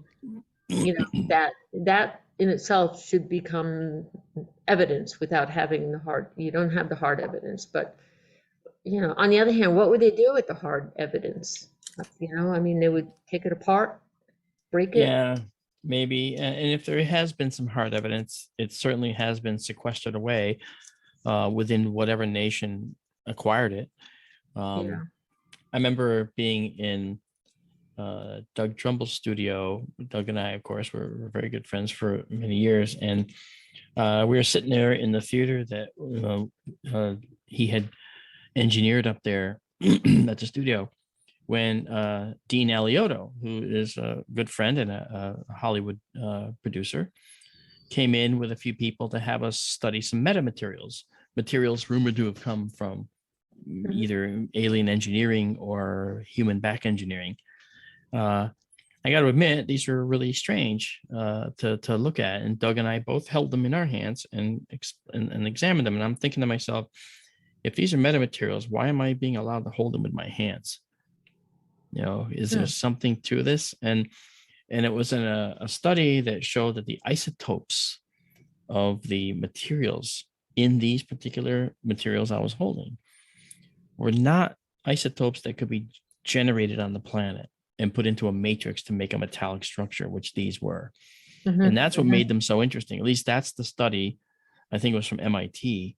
It might have been from some other place. And that sounds similar to the gray, the rods that they found at Bentwaters. They said it was not indigenous to this planet. Yeah, I mean, we should be prepared for more of that, but also you keep your mind open. I used to think that UFOs were silly, but I admit I was 8 when I thought that. Okay. Then when I was 9, I realized, wow, there's got to be life in the universe. And I was going down to the library on my bicycle all the time and taking out books. And then I realized this isn't enough information. I need to go to the adult section of the library, not the kids section. And Mrs. Brown at the library let me go upstairs. Wow, whole new world. It opened up. I came home with giant books and chemistry and stuff that I couldn't possibly hope to understand. But I thumbed through them and I got a lot out of them and I understood some of it, and so I was eager to figure out how that worked up there, and I remember going out one night, looking up the sky thinking, man, there's life out there. I just know it. I feel like when I look up in the sky, I feel like someone's looking right back at me. Do you? Yeah, I was just going to ask you that question. I do. I feel like there's someone looking back at me, not like consciously, not specifically, but the collective me. It's a vibe. It's like the vibe. Anytime I look at Pleiades, I get this this kind of comfort thing going, because I was actually, when I was up at Mount Lemmon at the observatory there, I told the guy, I said, the weirdest thing is that if I look at it head on, I can't see it with my eyes. I can only see it with my peripheral vision. Yeah. And he goes, that happens with quite a few things up in the universe. And we call it averted vision, because it relates to the structure of the eye. The eye has the cones, which are the color receptors, centered around the middle.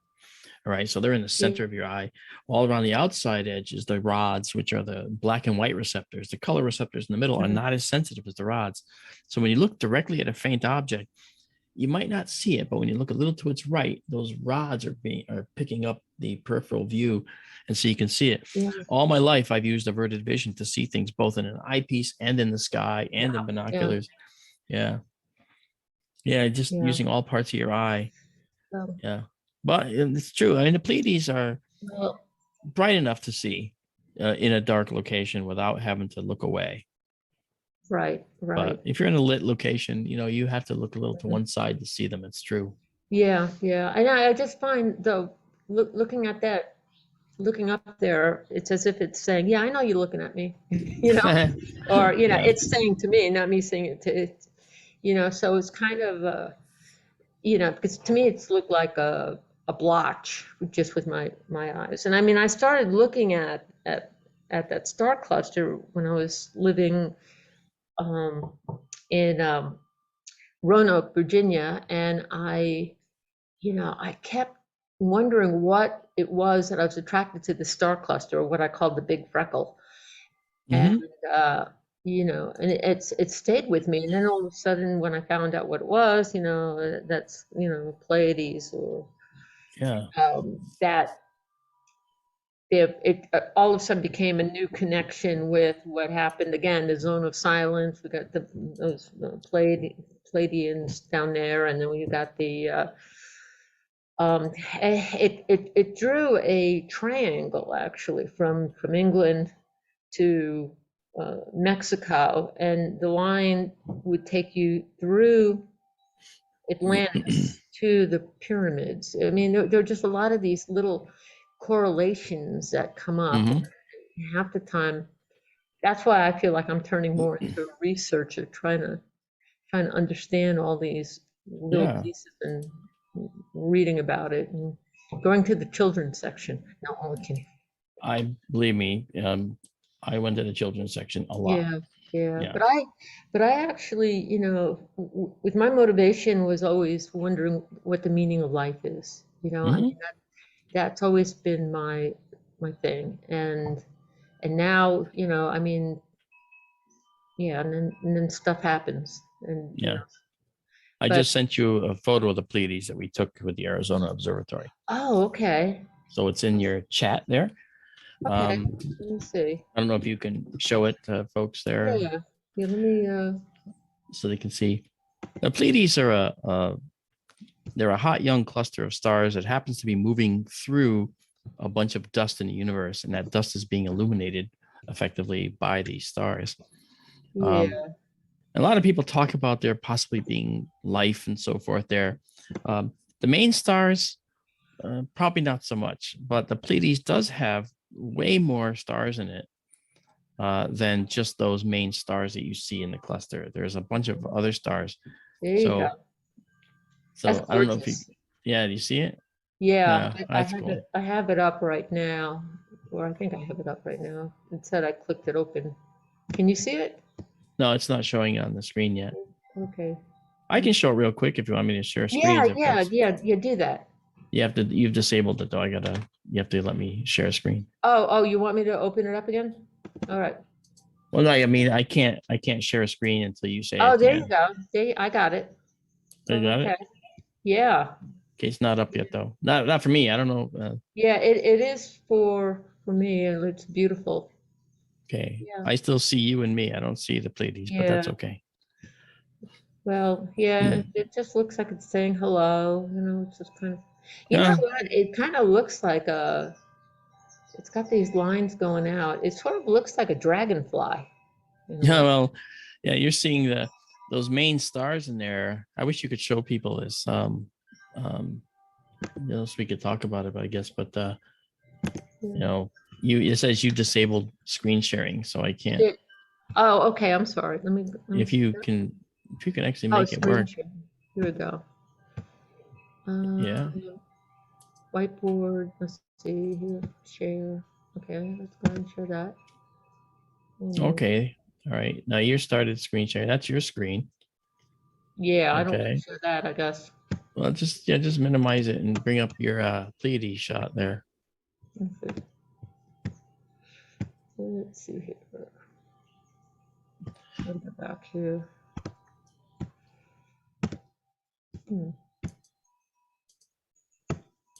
I'm not sure. It's all squished up in the corner. Okay. Okay.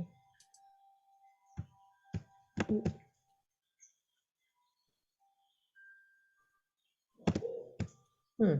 Hide thumbnail. Alrighty. Show grid video. There we go. You can edit this part out of the recording. Yeah. Yeah, I'm getting a little bit. Just trying to open it up wide. Okay, let me go back here. All right. You have two monitors? No, just the one. Let me see here. Stop the share. Okay, I'm back. Okay. Now, let me see. Share the screen. Let me see here. Let me try one more time. Okay. So I have several monitors. So if there's a way for you to enable screen sharing for me, because it says host disabled participant screen sharing. So you probably have Oh, okay. if you Is can it enable screen sharing, then I can actually show it. okay? Let me make host allow to record. I actually don't know where you would do that. Yeah, let's see here. Sorry, I didn't mean to like No, no, befuddle no, anything here. no, no, you're fine. I'm just, okay, here it is again. But you mentioned the Pleiades, and I just had to send you that because that's one we Yeah, took at the observatory. okay. Yeah, I clicked it on again, Okay. but you can't see it, is what you're saying. Yeah, yeah. You would have to just share the screen to see it, but Oh, that's the problem. okay. Okay, let me see here. So who can see your messages? Everyone can see. Okay. So it's so click to open, which we did.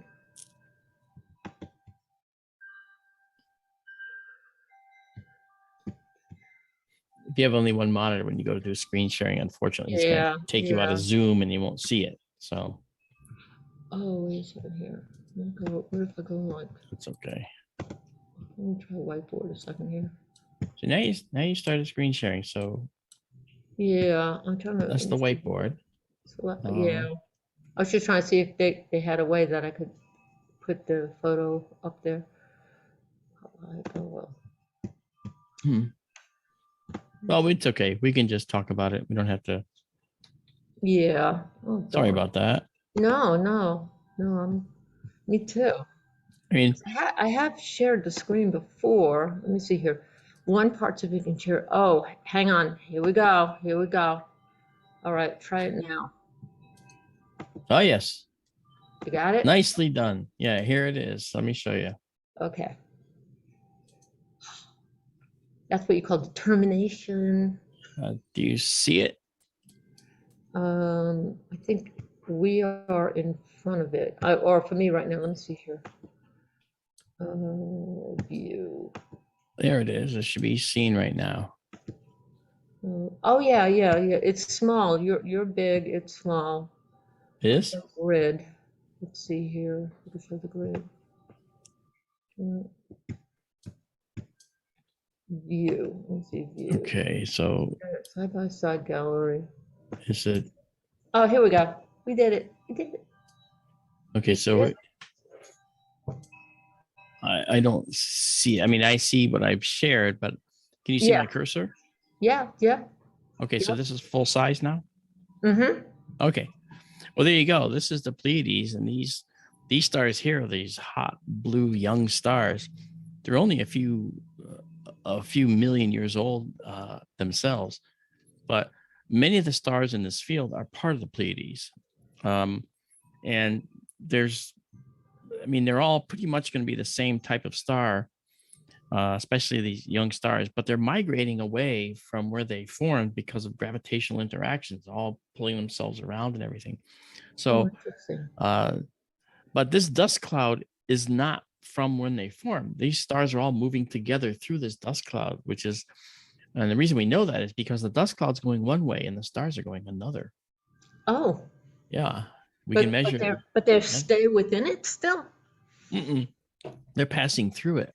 So in say 10,000 years, this feature right here where you see these streaks here, these streaks of light, these are actually areas that delineate a dust cloud, might change. These streaks might change because the star's gravity is tugging and pulling on this dust that's being illuminated by the stars, and it'll make them change. So that whole cloud's going to change over time.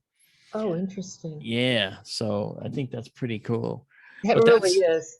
But those are the Pleiades, and when you look up in the sky, all you see is these stars: 1, 2, 3, 4, 5, and some people might see 6 or 7. Some people might see a total of 7 stars, right? So we got 1, 2, 3, 4, 5, 6, 7.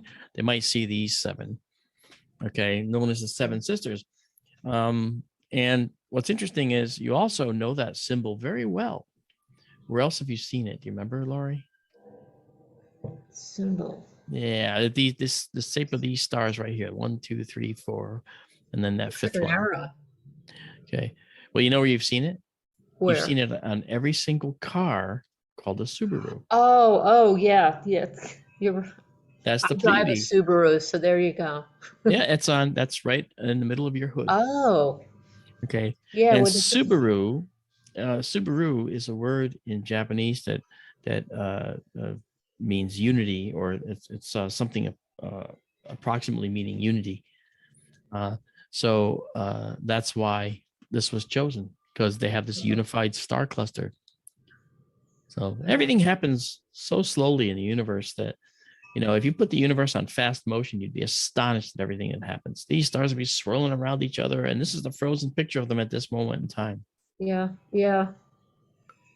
Yeah. Yep. Sometimes too, when we get to see the photo, that was probably we're seeing something from the past, right? Oh, wow, that's a very good point. Yeah, when we look at these stars, I came out of screen share, sorry. That's okay. When you look at this, when you look at the universe is a big time machine. I meant to mention this before when you talked about going back in time. Well, we can't really go back in time directly, but we can see back in time. We see the sun as it was 8 minutes ago. We see Pluto as it was several hours ago. Yeah. Okay. Yeah. We see the Pleiades as it was 400 years ago. And we see the stars in Orion as they were 1,500 years ago for the blue stars. And for Betelgeuse, we're seeing it as it was 750 years ago. But it's closer to us than the rest of Orion. So it's like looking back in time. Yeah. Everywhere you look in the universe is a time machine. You're not seeing anything now. Yeah. Yeah. Yeah. Which is wild. Again. Yeah. It's just really, really. You're not seeing anything now. Yeah. Wow. Even the sun is 8 minutes old. Damn. Yeah, that's one thing. We have the sky is too blue here. We have a problem. We need more cloud cover. When I first got here, I would wake up, I'd go outside, oh my God, it's another gorgeous day, it's blue sky, yay, yay. And then you start to burn up, and then you're like, we have a little cloud cover. Yeah. But be happy for that Rayleigh scattering that makes your sky blue. It's why the nebulae in the Pleiades looks blue. It's the same reason, because the atoms and molecules in the atmosphere are scattering only the blue light that's coming from the stars. Wow. Okay. And in our case, our star. So that's why it scatters in every direction. That's why it's blue everywhere you look. Yeah. Yeah. Yeah. Oh, wow. It's actually a effect due to yeah. And I'm only scattering when I'm complaining about a blue sky because I need blue sky. Oh yeah. I love my blue sky at the observatory. Oh no, I know. Actually, I missed it a lot when I was over in England. It rained so much. I started to feel like I was probably in a submarine, thinking, I had to do a mini series, and we built some special effects miniatures for the mini series on submarine stuff, and we reproduced the scene where the Alvin submersible, which I have in the other room, the Alvin model, fully radio controlled, dive surfaces, did everything the real one does. And we had to reproduce the scene where the Alvin off Palomares, Spain, had to recover a nuclear weapon that got knocked off of a B-52. And so we reproduced that, but we did it in a water tank with divers in the tank, and all I had to look at was what the diver saw in his camera. So it would come at us, I have to know how to steer around, whatever. But the bottom line was, it was January when we went, and it was rainy, cold, and miserable. Oh. And I got a chest cold, just being there. And it was great flying over. Can't wait to do this. Yeah. Okay. Yeah. We were at a studio, I'm trying to remember the name. I keep always miss the name up in my head. But the dressing room we had was Vincent Price's old dressing room to get our ships ready. So it was so cool to be in there. It's like, wow, this is where the great man sat. It still smelled like stale cigarettes. Yeah. But yes. So that was pretty cool. But that was just a wonderful experience. But again, as you say, the weather was just terrible over there. Yeah. So this was over in England? It was in London. Yeah. We were in I was at the Carnarvon Hotel. That's where I stayed. And that was on Uxbridge Road. Yeah. Yeah. That's right. Yeah. Where we were, it was there. If you look at it, it's the protruding mound that's more into the North Sea. But we really had probably the really intense. The weather was freaking cold in the winter, and you just couldn't get warm. It was just it was that a kind of cold that your That's through socks you. would get damp, and then all of a sudden you had to spend another 10 hours out there can't wait to get Yeah. there to jump in the shower and take the socks off. But it was just like, I always thought it'd be fun to be a cop, to be out. I didn't want to be behind the desk. I wanted adventure. I was 18, and all of a sudden I'm like, this sucks. But I did most Well, of I the got fun. my adventure. Yeah, I'm yeah. done with it now. I'd like to be inside now where it's warm. Yeah. Yeah, but we would actually, to go for a midnight shift, we'd get on a bus, and then they'd take us around. It was a blue school bus, and they'd take us around the perimeter road. And while we were going around the perimeter road, you could see a helicopter just by its lights out toward the North Sea. And then all of a sudden you see these flares going down really, really slow, dropping in the sky. And you know that the pararescue guys are out there in January, February, jumping into the North Sea. Times like that, I really appreciated that I didn't have to jump into the North Sea that's January, just, February. yeah. Aren't you glad you didn't go into that line of work? Yeah. Actually, I think it would have been fun. Yeah. Again, in your head, everything is, 2020, you think something's going to be fun, and then you find out, I don't think so. Yeah, right. That's right. Yeah. But it And the North definitely for Sea's me cold, man. was not Charlie's Angels, and No. yeah, yeah. But anyway, it just brings back memories, and I've been back there in 2000. I'll probably go back there again to visit, even though the base has been closed, because I have that pull, like That's right. like I feel like Okay. part of my soul is still there, wondering what the hell happened. Yeah, that's pretty cool. Yeah, yeah.